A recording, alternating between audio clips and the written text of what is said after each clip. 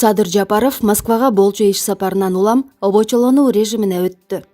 Кыргызстандын мамлекет башчысы Садыр Жапаров Москвага боло турчу иш сапарынын алдында обочолонууга алынды. Бул тууралуу президенттин маалымат кызматынан билдиришти.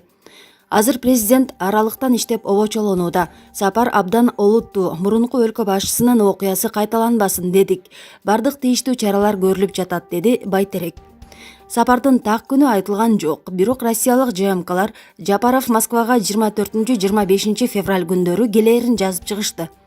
Белгилей кетсек, 2020 жылы Москвага жеңиш парадына кеткен Сооронбай Жээнбеков аны менен чогуу баргандардан коронавирус табылгандыктан иш-чарага катышпай кайра Кыргызстанга кайтып келген. Булак Спутник Кеч. Өмүрбек Субаналиев Баткен облусун жетектемей болду.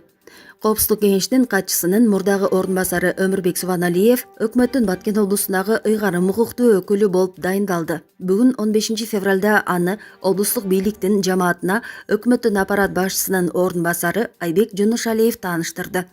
Ошол эле маалда улуттук коопсуздук боюнча мамлекеттик комитеттин чек ара кызматынын облустук башкармалыгына Кыялбек Төлөнбаев, Ички иштер министрлигинин облустук башкармалыгына Мурат Боронов, милициянын подполковниги Нурланбек Бурканов, Арзыбек Буркановдун бир тууганы Баткен шаардык милиция бөлүмүнүн башчылыгына дайындалганы белгилүү болду. Облустук администрациясынын буга чейинки жетекчиси Жанбек Жалалов өкмөттүн аппаратынын башчысынын орун басары болду. Баткен районунун акими Каланбек Маркаев иштен бошоп, ордуна Акыл Орозов дайындалды. Облус башчысынын биринчи орун басары Жаркынбек Максутовдун ордуна Марип Тулаев келди. Баткен облусу коңшу республикалар менен чек аралаш тилкеде. Борбор шаары Бишкектен эң алыс жайгашкан аймак. Соңку күндөрү облустун айрым айылдарында чек арадагы жер талаш окуялары катталууда. Финпол караван соода борборунун аянтчылары ижарага итбекер берилип турган. Мүлк мамлекеттик ишканасынын жетекчилик кызматтагы адамдары мамлекетке 367 миллион сом чыгым келтиргени аныкталды. Бул тууралуу Финполдон билдиришти. Маалыматка караганда аталган ишкананын жетекчилери Бишкек шаарындагы караван борборунун соода аянтчаларын тааныш адамдарына арзан баада ижарага беришкен. Алар болсо үчүнчү тарапка кымбат баада арендага берип турушкан. Мындай мыйзамсыздык көп убакыттан бери, тагыраагы 2017 жылдан бүгүнкү күнгө чейин уланып келгенди айтылды. Мүлктүн мындай мыйзамсыз аракеттеринин айынан жөнөкөй ижарачы ишкерлер жабыркаган жана мамлекет чоң чыгымга учураган. Салыштыра айтсак, Бишкектеги ушундай эле борборлордогу соода аянтынын 1 чарчы метри $70 $200 чейин болсо, каравандын 1 чарчы метри $7 $20 чейин ижарага берилип келген. Аудиттин жыйынтыгы боюнча мындай соода борборлорундагы ижара акысы кеминде чарчы метрине $50 болушу керектигин көрсөттү деп айтылат маалыматта. Текшерүүнүн жүрүшүндө башка дагы финансылык эрежелер бузуулар, жок адамдарга айлык чыгып турганы аныкталган. Мүлк ишканасынын жетекчилигине каршы караван соода борборунун ижарачылары арыз менен кайрылганы белгиленди. Булак Спутник Кеч. Бүгүн 15 февралда Билим берүү жана Илим министрлигинин алдында студенттер митингге чыгышты. Алар контракттын акысын 30%дан 50%га чейин кыскартууну талап кылышууда.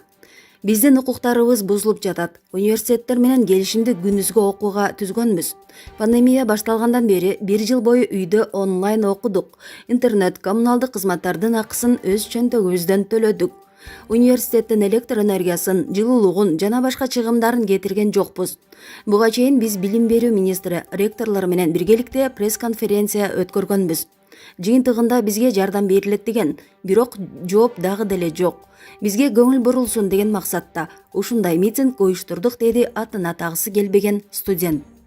Билим берүү министринин орун басары Нурлан Оморов студенттерди кабыл алып, пандемия убагында финансылык жеңилдик 68 университетке 117 миллион сом колдоо болгондугун билдирди.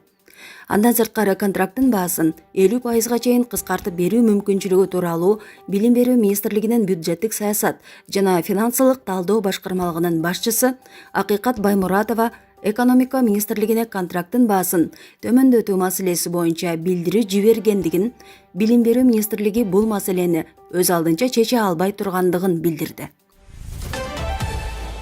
Кечээ 14 февраль күнү саат 22:05 Ош шаарында Наваи паркында жайгашкан зоопарктан качып кеткен маймыл кармалды. Бул тууралуу өзгөчө кырдаалдар министрлигинен кабарлашты. Маалыматка караганда маймыл шаардын Загородный көчөсүндө жайгашкан үйгө кирип алган. Өзгөчө кырдаалдар министрлигинин куткаруучулары маймылды кармап ээсине өткөрүп беришти. Булак турмуш кеч. Кечээ 14 февралда Аламүдүн районунун Таштөбө айыл аймагындагы Ата Бейит улуттук тарыхый мемориалдык комплексинин жанында болжол менен 600 метр куб жер көчкү жүрдү. Өзгөчө кырдаалдар министрлигинин басма сөз кызматы билдиргендей, кырсыктын кесепетинен жабыркагандар жана кыйроолор болгон жок. Жерине тиешелүү иш-чараларды жүргүзүү үчүн өзгөчө кырдаалдар министрлигинин өзгөчө кырдаалдарга мониторинг жүргүзүү жана божомолдоо департаментинин директору Эки Адис менен өзгөчө кырдаалдар министрлигинин Чүй облустук башкармалыгынын калк жана аймактарды коргоо бөлүмүнүн башчысы жана улуттук гвардиянын жетекчилиги барган. Дагы 1000 метр куб жер көчкү жүрүшү ыктымал. Ошондуктан аскер кызматкерлери нөөмөттө турушат. Жер көчкү жүргөн жердин жанында улуттук гвардиянын аскер бөлүгү бар. Булак баракелде. Абдил Сейзбаевдин иши боюнча кармалган аялдын туугандары митингге чыгышты. Нааразычылык акциясынын катышуучулары тергөө тараптан кысым болгонун билдиришти. Бишкекте Абдил Сейзбаевди мыйзамсыз байытуу ишине катышкан Таш-Мойнок айыл өкмөтүнүн кызматкери Жылдыз Чодобаеванын туугандары өкмөт үйүнө келишти. Чогулгандар тергөө иштеринен анын бираасын өзгөртүүнү суранышат. Анткени кармалган адамдын 4 кичинекей баласы бар. Мамлекетке миллиарддаган карызы бар коррупционерлер бошотулуп, 4 баланын энеси камакта отурат деп нааразы болгондор нааразы болушту. Биз Чодобаевадан жок дегенде алдын алуу чарасын өзгөртүүсүн талап кылабыз. Аны үй камагына бошотсо болот. Бул аялдын кичүү баласы болгону 2 айлык.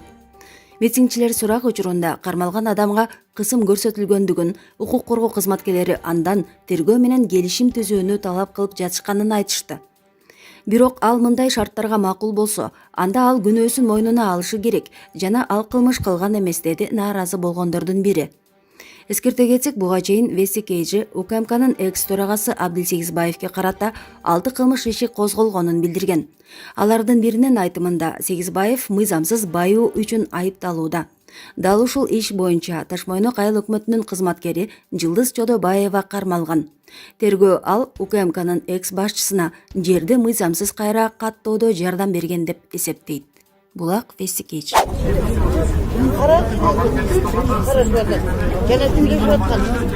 Бул убагында ант берген атасынын Şu kızın işine %100 girişip şu kızı üyüne jüyer koyun. Sankeni bul kız ene, 4 balanın nenesi.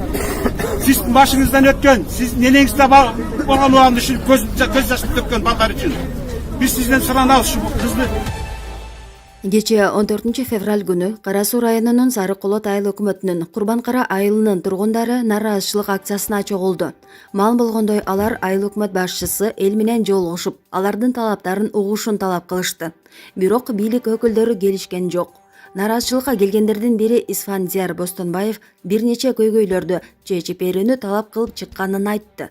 Чогулгандардын талаптарын угуу үчүн Сары-Колот айылдык кеңешинин төрагасынын орун басары Кылычбек Орозов келди. Ал элдин талабын тиешелүү тараптарга жеткирүүнү убадалады. Могу айылдын ичиндеги көчөлөрдө мына жаан чачында чылоо болуп кетет. Ошол шагал төгүлүш керек. Сууга дагы шагалга да акча бөлүнгөн жок. Мисалычы биринчи жерге бир 6-7 КАМАЗ шагал төгүлсө төгүлгөндүр. А так ашыкчасы жок. Болбой калган тротуарлар бар. Ага да акча бөлүнгөн. 16 тонна цемент, 30 машина шагал төгүлүш керек экен. Ол жок. Ошол суу, анан аренда жерлер бар. Башка жактан сырттан келип биз тааныбаган адамдар, айылга тиешеси жок адамдар келип арендада жерлерди иштетилет. Бирок айылга аукционго коюлбайт ошол нерселерчи. Биз билбейбиз ошол нерселерди алып иштетсек болорун. Анан мектеп. Өзүбүздүн мектепти азыр барып сөмкө алып көрсөңөр деле болот. Ол кичине мектеп. Анан эми күнү келсе түшүп калышы дагы мүмкүн. Жаңы мектеп мына экинчи этажы толук бүткөн жок, мисалы. Дубал урулуп аткан боюнча элечи. То есть бунун документациясы да толук бүтө элек, объект өзү дагы бүтө элек. Ошол көйгөй. Анан эгер ушул талаптарды аткарбаса, биз эми бир чоң эле бир нерсе кылып берген билбейм, эми өкмөт тарапка кылбашыбыз керек. Жок, эми бул азыр бул калпайбыз да үнүбүздү чыгарганда. Бул өкмөт эми болду, уже иш бүтөйүн деп калды да. Эми бөлөк өкмөт келет. Биз ал менен өзүбүз Бүгүн 15 февралда Токмок шаарында 2 унаадан өрт чыкты. Өзгөчө кырдаалдар министрлигинин басма сөз кызматынын маалыматына караганда, куткаруучуларга Букина көчөсүндө жайгашкан турак үйдүн жанында унаадан өрт чыкканы тууралуу маалымат түшкөн. Өрттү өчүрүүгө саат эртең мененки 8:38 жана саат 8:44 Токмок шаардык номер 21 өзгөчө кырдаалдар башкармалыгынан жалпы 2 бөлүм тартылган. Өрт саат 9:03 чектөөгө алынып, саат 9:32 толук өчүрүлгөн. Өрттүн кесепетинен Mercedes-Benz Sprinter толугу менен өрттөнүп, жүк ташуучу унаанын кабинасы күйгөн. Булак турмуш кеч. Кечээ 14 февраль күнү Ноокат районунун Үчбай айылынын тургуну Кубаталы Рыскулов уулуна арнап баш байгеге 2 унаа коюп, аламан улак тартыш өткөрдү. Өзүнүн айтымында 4 кыздан кийин уулдуу болуп, ошол кубанычынын урматына улак тартыш өткөрдү. Аламан улакка 600-700дөй ат түштү. Көрүүчүлөр менен миңдей адам болду окшойт. Баш байгеге 2 унаа, андан сырткары 3 тай, 3 топоз, 5 кой, 5000 сомдон 10 конверт коюлду. Унаанын бирин Кудайберди Балбан алса, экинчисин Ыктыяр Балбан утуп алды. Башкы калыс Абдилазиз Балбан болду, деди ал. Кубатали Рыскулов милиция кызматкери, өзү да улак тартышка кызыгат. Булак турмуш кеч. Чүй облусунун Сокулук районуна караштуу Белик айылындагы ат майданда улакчы Дулан Адамбаевдин жаркын элесине карата көкбөрү оюну өткөрүлдү. Мелдешке жалпы 37 команда катышып, жыйынтыгында 1-чи орунду Суусамыр айылынан келген команда алып, тай менен сыйланды. 2-чи орунду Военно Антоновка айылынан келген команда ээлеп Кунажын менен, 3-чү орунду 1-чи Май айылынан келген команда алып кой менен, 4-чү орунду 3 Уй айылынын командасы ээлеп эчки менен сыйланды. Сокулук райондук мамлекеттик администрациясынан билдиришкендей, маркум Дулан Адамбаев Кыргызстандагы бир топ мелдештерге катышкан. Ал 1,5 жыл мурун оорудан каза болгон. Булак турмуш кеч.